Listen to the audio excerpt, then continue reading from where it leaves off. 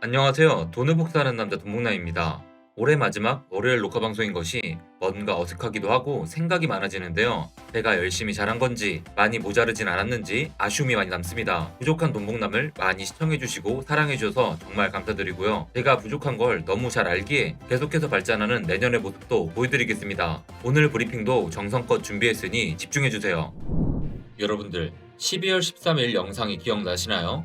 당시 비트코인의 지속되는 하락 추세로 인해 시장이 극단적 공포를 보이고 있는 상황이었는데요. 오늘은 당시의 분석 영상 중 일부분을 먼저 확인한 후에 그 영상을 바탕으로 현재의 시장 상황을 브리핑해드리도록 하겠습니다. 함께 보시죠.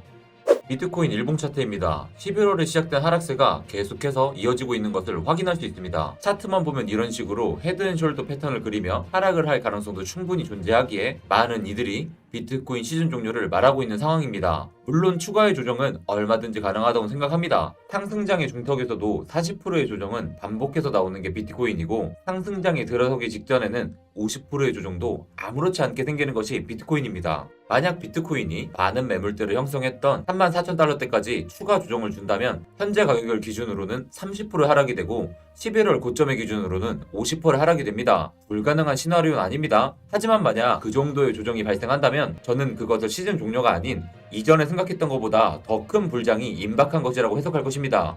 왜냐면 그것이 수많은 온체인 데이터가 말하고 있는 방향성이기 때문이죠. 그런 방향성을 제시하는 온체인 데이터는 제가 모든 영상에서 반복적으로 보여드리고 있는데요. 오늘은 차트적인 관점을 좀 더 살펴보도록 하겠습니다. 과연 현재 차트 상황이 시즌 종료를 외칠 만큼 부정적이기만 한 것일까요? 비트코인 주봉 차트를 살펴보겠습니다. 차트의 단기적인 방향성에 일희일비하지 않기 위해서는 큰 시간 프레임에서 시장을 봐야 한다고 제가 거듭 말씀드리는 것을 돈패밀리 분들은 잘 아실 겁니다. 빨간색 선은 50주 이평선인데요. 보시다시피 현재 비트코인 주봉 차트는 50주 이평선의 지지를 잘 받고 있고 50주 이평선 또한 아직 꺾이지 않고 상승 추세를 유지하는 모습을 보이고 있습니다. 물론 주봉 차트의 추세이기에 단기적인 관점에서는 얼마든지 더 조정을 받을 수 있겠지만 최소 3개월 이상 내다보는 입장에서는 지금이 추가 매수를 해야 할 좋은 기회일 수 있습니다. 주봉 차트에서 비트코인 가격의 저점이 올라가고 있는 상황 속에서 RSI 보조지표의 저점은 낮아지고 있는 것을 보시길 바랍니다. 일종의 상승 다이버전스를 형성한 것인데요. 차트에서 사용되는 대부분의 보조지표가 후행성인 데에 비해 다이버전스는 몇 안 되는 선행성 지표입니다. 앞으로 일어날 일을 판단하는데 도움을 준다는 것이죠. 물론 상황마다 다르고 절대적인 것은 없기에 맹신해서는 안 됩니다. 하지만 최근에 하락 추세가 형성되었다고 해서 마냥 비관적으로 시장을 바라보는 것도 편향된 사고입니다. 현재의 비트코인 차트는 분명 이런 긍정적인 신호도 보내고 있습니다. 특히 이번 다이버전스는 주봉 차트의 스토캐스틱 RSI가 과매도 영역으로 들어가는 과정에서 발생한 것이기에 더 의미가 깊다고 볼 수 있습니다. 현재 비트코인 주봉 차트의 스토캐스틱 RSI는 몇 달간 조정 후에 반등이 시작되었던 지난 7월 중순의 수준까지 내려온 상태입니다. 새로운 반등을 위한 힘이 모였다고도 해석할 수 있는 부분이죠. 비트코인 일봉 차트에서도 마찬가지로 상승 다이버전스는 확인이 됩니다. 5월 말부터 7월 말까지 이어진 콘솔리데이션 구간 때도 상승 다이버전스를 형성하고는 상승이 일어났습니다. 과연 이번에는 어떨까요? 절대적인 보조지표는 없다는 것을 기억하시고 참고 정도만 하셨으면 좋겠습니다. 잘 보셨나요? 기록이 새록새록 나시죠? 혹시 기억이 안 나시나요? 괜찮습니다. 원래 우리는 금방 잊어버리니까 매일매일 복습하시면 됩니다. 당시에 저는 앞으로 비트코인이 이런 식으로 헤드앤숄더 패턴을 그리는 것도 가능한 하나의 시나리오며 그런 식으로 흘러간다 해도 시즌 종료가 아닐 확률이 높다고 말씀드렸습니다. 그럼 그 이후로 비트코인은 어떻게 변화했을까요? 어디 한번 같이 확인해 보도록 하겠습니다. 이게 현재 비트코인 일봉 차트입니다. 13일 이후로 이틀간 반등을 주었지만 다시 이틀간 조정을 받더니 정확히 제가 그려둔 헤드앤숄더의 넥라인에 반등이 나온 것이 보이시나요? 그리고 다시 정확히 이전에 그린 어깨선을 타고 상승이 발생했습니다. 지금 이 시점에서 우리는 몇 가지 예측을 해볼 수 있습니다. 만약 현재의 단기적 상승 추세가 계속해서 이어지는 가운데 헤드앤숄더 패턴이 보존된다면 1월 9일쯤에는 64,500달러까지 상승하는 것도 가능하게 됩니다. 만약 그렇게 된다면 그 이후로는 다시 어느 정도의 조정을 받게 될 확률이 높아집니다. 하지만 이건 현재 추측이 가능한 많은 시나리오 중 하나이기에 그렇게 될 거라는 확신을 가지고 무리하게 베팅을 하셔서는 안 됩니다. 12월 31일에 만기되는 옵션 물량이 많고 그때 맥스페인이 48,000달러라는 점도 잊지 말고 기억해 두시는 것이 좋습니다. 이번 옵션 만기에 대한 설명은 12월 23일에 해드렸고 옵션 만기에 대한 일반적인 설명은 11월 29일에 영상에 해드렸으니 코인 시장의 옵션 만기일을 잘 모르시는 분들은 꼭 영상을 다시 보시고 이해하시는 것을 추천드립니다. 혹시 보셨더라도 기억이 잘 안 나시면 꼭 다시 보시길 바랍니다. 예전에도 보여드린 적이 있던 차트인데 기억나시나요?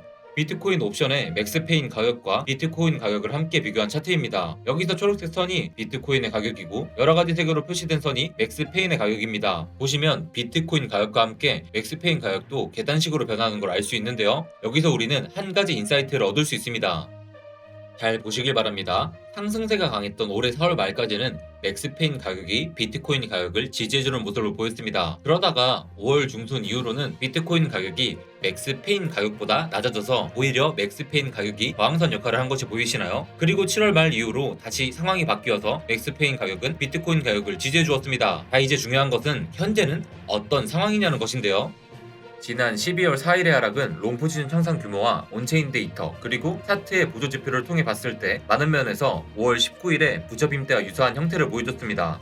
하지만 비트코인 가격이 옵션의 맥스페인 가격과 이루는 관계를 볼 땐 부처빔 때의 상황과 지금의 상황은 많이 다른 것을 알 수 있습니다. 부처빔 이후로는 비트코인 가격이 한동안 맥스페인 가격보다 낮은 상태를 유지했지만 현재는 맥스페인 가격이 비트코인 가격을 지지해주고 있는 것이 보이시나요? 왜 이런 차이가 발생했을까요?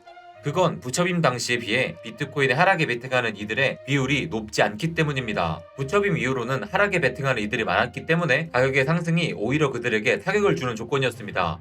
그래서 맥스페인 가격이 비트코인보다 가격이 높았던 것이죠. 하지만 지금은 어떤가요? 비트코인은 맥스페인 가격과 나란히 움직이고 있죠. 만약 시장이 12월 31일에 쌓여있는 콜옵션에 최대의 타격을 주기 원한다면 시장은 31일까지는 48,000달러를 크게 벗어나지 않으려는 경향을 가지게 될 수 있습니다. 그럼 12월 31일 이후로는 어떻게 될까요? 1월이 되면 새로운 추세가 형성될 것입니다. 일단 12월에 월봉 차트가 완성되고 나면 2022년은 새로운 탄력을 얻고 기존의 추세대로 상승을 이어가게 될 확률이 높습니다. 하지만 제가 최근에 계속 말씀드렸다시피 비트코인과 이더리움의 레버리지 비율이 기간에 갑자기 치솟은 상황에서 단기적 변동성에 주의해야 하는 상황입니다. 비트코인과 이더리움의 펀딩비가 모두 0에 가깝다는 것을 통해 롱 포지션과 숏 포지션의 비율이 현재 중립에 가깝다는 것을 알 수 있는데요. 여기서 위로든 아래든 가격 변화가 일어나기 시작하면 균형이 깨지면서 레버리지 청산이 크게 일어나게 될 수 있습니다. 그리고 레버리지 청산은 다시 한쪽 방향으로 가격 변화에 가속을 붙이게 됩니다. 그러니까요. 단기적으로 트레이딩 하시는 분들과 마진 거래 하시는 분들은 경각심을 가지고 충분히 주의를 하실 필요가 있는 상황인 것이죠. 온체인 칼리디 트윗입니다. 이 친구 또한 순실현 손익 모두의 추세가 낮은 수준으로 감소하고 있으며 가격 변동이 심해질 수 있다고 합니다. 롱숏 포지션 어느 방향이든 스퀴즈가 나와도 이상하지 않은 상황이라고 생각합니다. 리스크 관리에 신경 써야겠죠. 디지털 에셋 트위터입니다. 거래소 레버리지 비율 차트를 보여주며 주기용 대표 당신은 어떻게 생각하느냐? 라고 트윗을 했는데요. 현재 레버리지 비율이 상당히 높다고 합니다. 두 가지 의견으로 나뉜다고 하는데요. 보시는 파란색 화살표 6월 8월 기간처럼 숏 레버리지 비율이 높아져서 숏 청산에 임박한 것, 빨간색 화살표 2월 4월 9월 11월 기간처럼 롱 레버리지 비율이 높아서 롱 청산이 임박한 것. 그러니까요 현재 레버리지 비율은 최고점인 시기고요. 롱이 약간 유사하다고 합니다. 단기 하락을 조심해야 할 필요가 있는 거죠. 현재 돈복남 분석팀만 단기 변동성에 유의하라는 이야기가 아니니까요. 꼭 참고하시길 바랍니다. 다만 어제 오늘 아침 라이브 방송 브리핑 보신 분들은 온체인 데이터상으로는 흐름이 좋습니다. 언제 급격한 상승 랠리가 나와도 이상하지 않으니 단기 하락에만 조금 조심해보면 좋을 것 같네요. 여러분 혹시 마이클 셀러의 트윗을 보셨나요? 마이클 셀러가 터키 리라화가 폭락하자 여러분들 비트코인으로 어서 바꾸세요 라는 트윗을 했습니다. 그리고 나서 비트코인 하락 때 터키 거래소에서 비트코인 가격이 역주행을 했었는데요. 그게 불과 한 달 전 이야기입니다. 터키 리라화 폭락 사태의 심각성을 안 것일까요? 터키 대통령이 새로운 경제 모델에 대한 이야기 중 암호화폐 법안에 대해서 이야기했습니다. 그러면서 이 새로운 암호화폐 법안이 발표되면 터키는 새로운 경제 모델과 함께 앞으로 도약할 것이라고 말합니다. 법안은 아직 대중들에게 공개되지 않았지만 앞으로 지켜봐야 할 문제이고 터키가 갑자기 관점을 바꾸려는 이유가 뭘까요? 4월달에는 분명 정부에서는 암호화폐를 금지시킨다고 했습니다. 하지만 지금 와서는 이러한 기사를 내보내는 이유는 정부의 노력에도 불구하고 터키인들이 계속해서 리라화를 암호화폐로 교환하고 있기 때문 아닐까요? 터키 정부도 관점이 슬며시 바뀌는 입장입니다. 여기서 또 투자하면 빠질 수 없는 인물이 있습니다. 헤지펀드의 대부 레이 달리오입니다. 레이 달리오는 비트코인보다 금을 선호했던 사람입니다. 하지만 지금은 비트코인이 매우 인상적인 이유를 설명하고 있는데요. 레이 달리오는 현금화폐 가치가 실질적으로 하락하고 있는 상황에서 비트코인은 해지 수단 중 하나라고 하며 포트폴리오에 비트코인을 추가했다고 했습니다. 비트코인에 대해서 부정적인 측면을 가진 나라, 인물, 인플루언서들이 슬며시 관점을 바꾸고 있습니다. 그렇다면 지금 기업들은 뭘 하고 있을까요? 암호화폐 회사들은 2021년 벤처 자금으로 250억 달러 이상을 모금했다는 기사입니다. 올해 동안 1,700개가 넘는 벤처 캐피털 거래가 발생하며 신생기업, 프로젝트 및 프로토콜에 약 250억 달러의 자금이 조달됐다는 건데요. 총 719%가 증가한 거죠. 그리고 4일 전 12월 23일 오후 방송 브리핑 기사에서 2021년 크립토 산업에서 M&A 활동이 131%로 증가했다는 기사를 브리핑해드렸습니다. 계속해서 기업들의 돈이 들어오고 있고 그들의 돈이 이 시장에 개입되고 있습니다. 개미들의 돈이 아니에요. 기업들의 돈이라는 거죠. 기업들은 어떤 집단인가요? 리스크를 최대한 회피하고 이익 나는 곳에 돈을 집어넣습니다. 제 생각으론 기업들은 현 시장을 인터넷 초기 시장으로 바라보고 내년엔 더욱더 공격적으로 투자할 것 같네요. 돈 패밀리 여러분들, 지금 이 표가 무슨 표인지 아시나요? 작년 크리스마스 때 여기 있는 코인을 사고 지금까지 가만히만 있었다면 우리가 볼 수 있는 수익률이었습니다. 루나를 가지고 있었다면 2만 프로의 수익을 가져갈 수 있었고요. 솔라나를 가지고 있었다면 14,000%가 올랐네요. 그 와중에 사고 팔고 하다가 오히려 손해보신 분들도 많죠? 우리가 지금 한 해가 가고 새해가 시작되는 길목에 서 있습니다.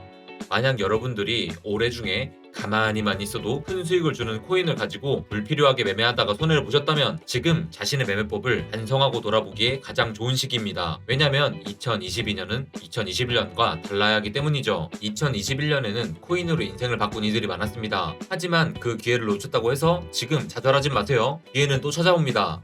하지만 그 기회를 이용할 수 있는 실력이 없다면 또 그 기회가 찾아와도 나와가는 상관없는 일이 될 수 있죠. 곰곰이 생각해보시길 바랍니다. 나의 계좌가 바뀌기 위해서는 내가 먼저 바뀌어야 합니다. 남 탓을 하기는 쉽죠. 남 탓한다고 내가 인생이 바뀌면 맨날 남 탓하세요. 하지만 남 탓해서 얻어가는 건 없습니다. 왜냐면 그런 사람들은 평생 남 탓만 하게 되죠. 내 삶의 책임이 나에게 있다는 것을 인정하는 것은 정말 어려운 일입니다. 하지만 그것을 인정하는 순간 나는 내 운명의 키를 쥐게 되는 거죠. 그 순간부터 변화가 시작되고 그 순간부터 나는 성장할 수 있게 됩니다. 여러분들이 2022년이 올해보다 훨씬 더 나은 해가 될 수 있기를 기도하겠습니다. 2021년 마지막 월요일 방송 여기서 마치겠습니다.